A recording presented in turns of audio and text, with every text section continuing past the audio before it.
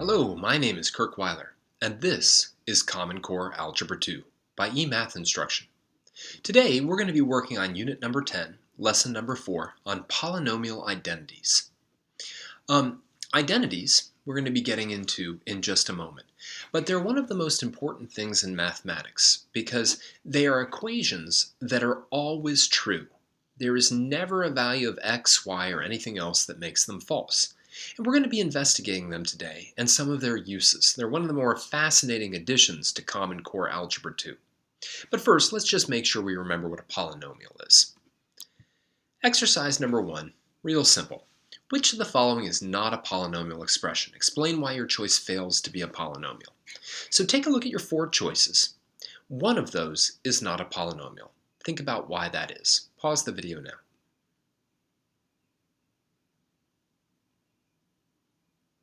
All right.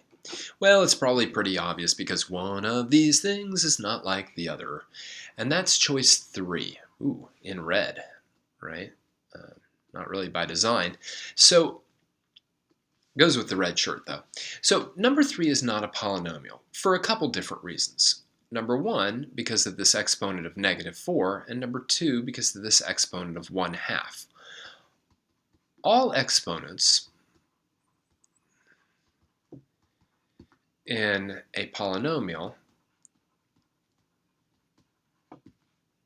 must be positive integers. That's assuming we don't have any constants thrown in there. So we can't have a negative integer exponent, and we cannot have a fractional exponent. All the rest of these are fine, x to the third, x to the second, y to the first, y to the third, x to the seventh, y to the seventh, x to the second, y to the second. Those are all fine, they're all polynomials. But x to the -4th, y to the 1/2, no longer polynomials. All right, just wanted to make sure that we reviewed what a polynomial was before we jumped into a polynomial identity. I'm going to clear out the text in a moment. Pause the video if you need to. All right, let's keep going. So, an identity. An identity is an equation that is true for all values of the replacement variable or variables. Okay, because you could have just an x, or you could have an x and a y, or an x and a y and a z. But, we all know what an equation is. An equation is something that has an equal sign in it. It's something that compares two expressions, So, for instance, we all know that, x squared equals x plus 1 is an equation. An identity is an equation that is always true. For instance, this is an identity. This is not. This one's true for some values of x. This one, though, is true for all values of x. All right? And identities, there's lots of them. We'll see some later on when we get into our work with trigonometry. But they're very, very useful in mathematics because since they're always true, you can use them virtually at any time. They're not always helpful, but they're always true. So let's take a look at a problem involving an identity. All right. Exercise 2 says, one identity you should be familiar with is that x squared minus y squared equals x minus y times x plus y. So I'm claiming that this is an identity. All right, we'll prove it in a little bit. But let's verify that it's true for an input pair. So letter A says test this identity with the pair x equals 10, y equals 3. All right, so to test it, what we're going to be doing is we're going to be putting in 10 for x and 3 for y. All right, and we're going to see if the two sides are equal. All right, so if this is an identity, I should be able to grab any two pairs and they should be equal. So on this side, we'll get 100 minus 9. And on this side, we'll get 7 times 13. And 100 minus 9 is 91. And 7 times 13, I don't know if you'll have to do that on your calculator or you can do it in your head, but that's also 91. Now that doesn't prove in any way that it's identity. It just proves the equation is true for that input pair. But you could pick anything. You could pick x equals 7, y equals -10. You could put x equals pi, y equals e. You could get really crazy with irrational numbers. And you would always find that the left side was equal to the right side. Now letter B says prove this identity by manipulating the right side of this equation. In other words, like we can actually show that these two are equal by simply taking these and using the properties of equality, right? So the distributive property would say, all right, let's distribute the x, right? And that would be x squared plus xy. Then let's distribute the negative y, which would be negative yx minus y squared. Then we could use the commutative property of multiplication to say y times x was the same as x times y. And those two would cancel, and then we'd get x squared minus y squared, and then that proves the identity. Now, how can we use this identity? Well, you can actually use it in some nifty ways. For instance, in letter C, it says, use this identity to evaluate the difference 50 squared minus 49 squared. Now, obviously, with the graphing calculator, we can do that very easily. But, well, with any calculator, we can do it very easily. But because we have this identity, 50 squared minus 49 squared would have to be equal to 50 times 49. 50 minus 49 times 50 plus 49, right? It's true for everything, not just, x and y. It's true for all numbers. Well, 50 minus 49 is easy. It's 1. 50 plus 49, that's pretty easy too. That's 99. So all of this must be equal to 99. Take a moment. Take your calculator out and put in 50 squared minus 49 squared. Try it. Pause the video. Isn't that cool? Turns out to be 99. Now watch us use it in the other direction. Letter D says use this identity to simplify and then evaluate the product 51 times 49. Well, this is pretty cool because here we could say, well, I've got 50 plus 1 times 50 minus 1, right? And then this identity says, we're kind of using it in this direction, that must be 50 squared minus 1 squared. 50 squared would be 2,500. 1 squared is 1, so that would be 2,499. And again, try that. On your calculator, try 51 times 49. Pause the video now. All right, it's kind of cool, isn't it? 2,499. Awesome. All right, so a little identity work here, a little playing around. Again, it would be silly to try to solve this equation because we would find every value of x and y solve that equation.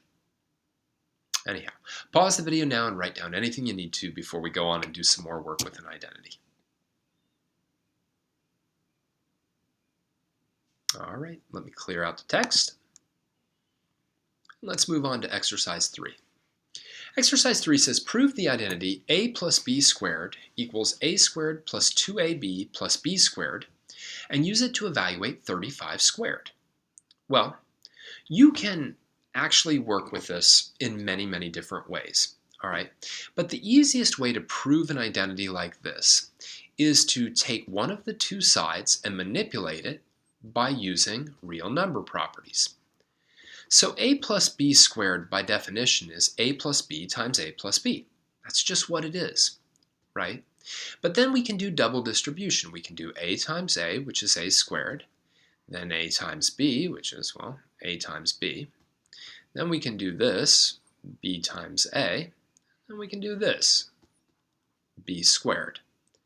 Now, if you want to be really mathematically correct, you won't jump right to the final answer. You'll use the commutative property of multiplication there to write b times a as, well, a times b. And now you can gather like terms and say a squared plus 2ab plus b squared. And that proves our identity. All right, it's a pretty easy identity, don't get me wrong, but it's a nice one. Now, how can we use it to evaluate 35 squared? Well, this identity is all about what happens when you square the sum of two numbers. So if you think about it, 35 squared is going to be 30 plus 5 quantity squared. Well, that means that if I call A 30 and I call B 5, then I could say, well, that's going to be 30 squared, that's this part, plus 2 times 30 times 5, that's this part, plus 5 squared. 30 squared is 900. Now 2 times 30 times 5, that's going to be 30 times 10, right? 2 times 5 is 10. So that's going to be plus 300. And of course, we all know that 5 squared is 25. These two added together will be 1200 plus 25, which will be 1225. Check that on your calculator. Pause the video now. Do 35 squared. That's kind of neat, isn't it? You know, oftentimes students will be able to manipulate things algebraically. And remember, when we have things like variables like a and b, they're supposed to represent numbers we don't know. So when there are numbers we do know, like 30 and 5, they've got to play by the same rules that the numbers we don't know play by, the a and the b. All right. Well, pause the video now and write down anything you need to. Okay, let me clear out the text. One of the real cool connections between identities occurs with geometry. And you can really see this with the Pythagorean theorem. Now, we all hopefully know the Pythagorean theorem. The Pythagorean theorem says if we've got a right triangle with side lengths a, b, and c, that a squared plus b squared is equal to c squared. So take a look at this right triangle. I've labeled its three sides 2x, x squared minus 1, and x squared plus 1. And letter A says, show that these will be the side lengths of a right triangle as long as x is greater than 1, i.e. show that 2x quantity squared plus x squared minus 1 squared plus x squared plus 1 squared is an identity, right? And if that's an identity, if that's always true, then these three things can represent the sides of a right triangle. Well, let's do it, all right? So let's try to prove it. And what we're going to do is we're going to manipulate this time both sides. Now this first one, that's pretty easy. That's just 4x squared. No problem there. But this one's going to be a little bit harder, so I'm not going to try to do it in my head or anything. I'm going to write out x squared minus 1 times x squared minus 1. And then this one I'm going to write out as x squared plus 1 times x squared plus 1. All right, so far so good, I guess. Nothing I can do with that. Let's start to multiply this out. Let's FOIL. X squared times x squared is x to the 4th. Then we have minus x squared and minus x squared, so that will be negative 2x squared. And then negative 1 times negative 1 is positive 1. So we're getting there on the left-hand side. Let's do the same thing here. X squared times x squared is x to the 4th. Then we'll have a 1x squared and another x squared. Whoops, I guess I could have made that 2x squared, my bad. And positive 1 times positive 1 is 1. Let's take a look. We tend to write polynomials with the largest power first, so we'll have x to the 4th. 4x squared minus 2x squared is 2x squared plus 1. And then we'll have x to the 4th. X squared and x squared is 2x squared, and then plus 1. So that's an identity. Now what's really cool about that is because it's an identity that looks like a squared plus b squared equals c squared, then those three things can represent the sides of a right triangle. Anything that has a squared plus b squared equals c squared can be the sides of a right triangle. Letter B is really quite cool. It says, based on our work from A and on the triangle shown, explain why any even integer must be part of a Pythagorean triple. All right, I should really say any positive even integer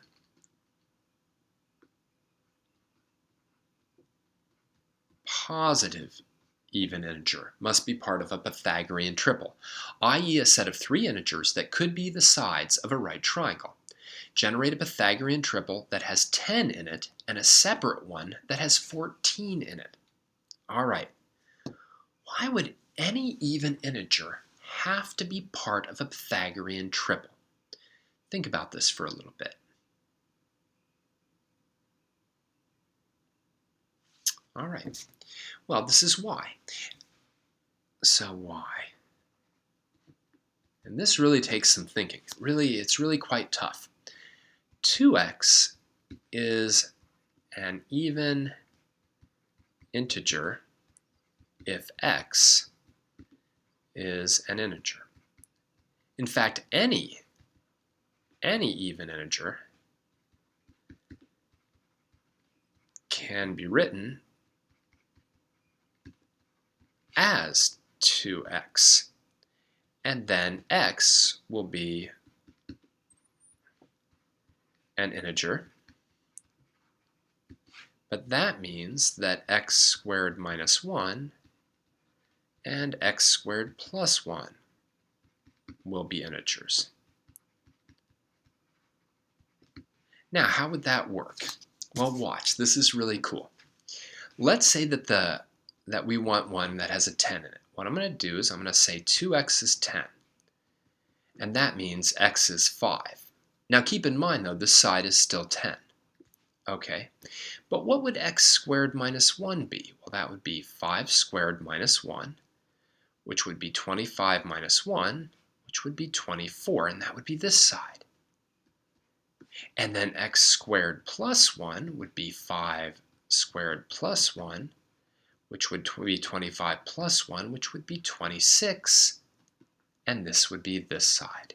So 10, 24, and 26, 10, 24, and 26 are a Pythagorean triple, which is really kind of cool, right?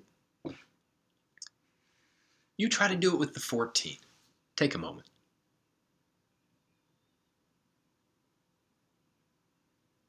All right. Right? So if 2x is 14, right, then x is 7, so now we got a 14 here, right? So x would be equal to 7. X squared minus 1 would be 7 squared minus 1, which would be 49 minus 1, which would be 48. That would be this one. All right. And then x squared plus 1 would be 7 squared plus 1, which would be 49 plus 1, which would be 50. And that would be this one. So 14, 48, and 50 is also a Pythagorean triple, kind of like 3, 4, 5. All right? This was a pretty deep problem, so pause the video now and take a look at it.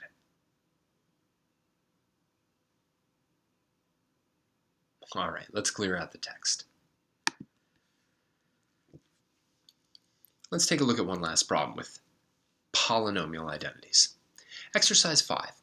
Consider the polynomial identity a plus b cubed equals a cubed plus 3a squared times b plus 3a times b squared plus b cubed. Letter A asks us to prove this identity by expanding the left-hand side of the equation. In other words, if we want to prove this is an identity, what we're going to do is we're going to take a plus b and we're going to cube it. All right, so what does that really mean? Well, it means a plus b times a plus b times a plus b. I've got to multiply these out. We didn't do this too long ago. In fact, we did it in the last lesson when we were creating the equations of polynomials based on their roots.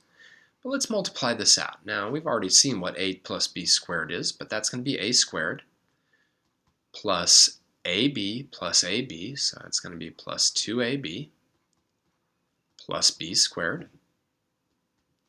Now I'm going to distribute the a, so that's going to be a cubed plus 2a squared b plus ab squared. Now I'm going to distribute the b, ba squared plus 2ab squared, to take up a little room from the last problem, plus b cubed.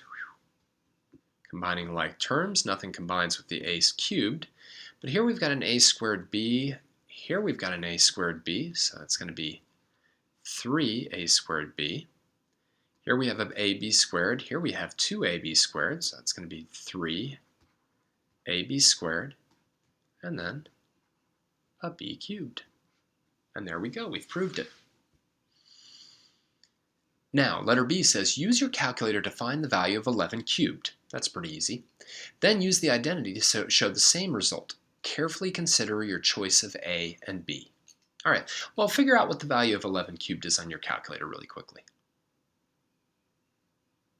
All right, so 11 cubed, we just type that into our calculator. That's easy enough. It's 1,331. But how can we use this identity? Well, this identity is all about the sum of two numbers being cubed. So we could choose many different things, but probably makes the most sense to let A be equal to 10 and let B be equal to 1. And then what does this really say? Well, it says that's got to be 10 cubed plus 3 times 10 squared times 1 plus 3 times 10 times 1 squared, that's this term, plus 1 cubed. 10 cubed is 1,000. 3 times 10 squared times 1 would be 300. 3 times 10 is 30 times 1 squared would just be 30. And then, of course, 1 cubed is 1. And when we add those all up, we get 1331. There it is. Polynomial identities. Equations that are true no matter what variable values we put in. Pause the video now and write down anything you need to.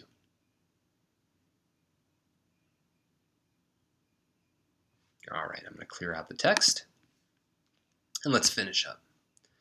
So today we looked at polynomial identities, and identities are extremely specialized equations. You see, some equations are true for selected values of x or y or whatever, and those are the majority of the ones that we work with. That's why you get solve this equation, solve that equation, right?